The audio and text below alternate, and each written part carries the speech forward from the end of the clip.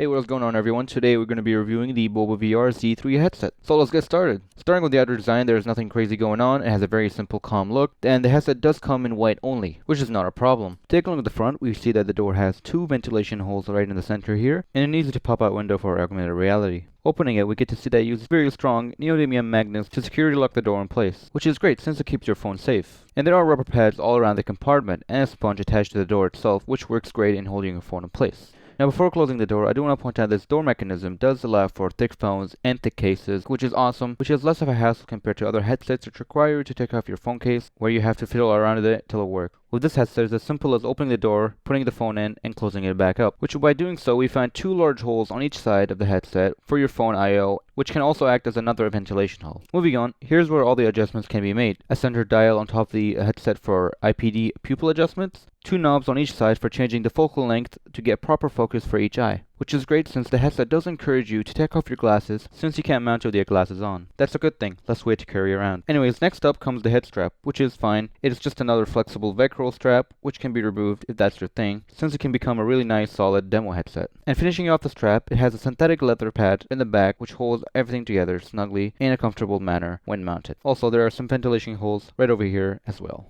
Speaking of comfort, the face pad that spans all around the edge of the headset is made out of the pleather-like material that has a nice amount of cushion and small holes to allow for air to pass through. Not too stiff, not too light, just perfect. And finally, we get to the lenses, which claim to have an FOV of 80 to 95 degrees, depending on what screen size your phone has. Now, these lenses may have a low field of view, but in my opinion, I would rather have a low field of view with an almost razor-sharp image over a high field of view lenses that have a low-quality image, which is what these lenses are. They provide a high-quality image that is almost razor-sharp all around, and like most lenses, they become a bit soft right around the edges. But here, it's very under control, where the edges remain very clear.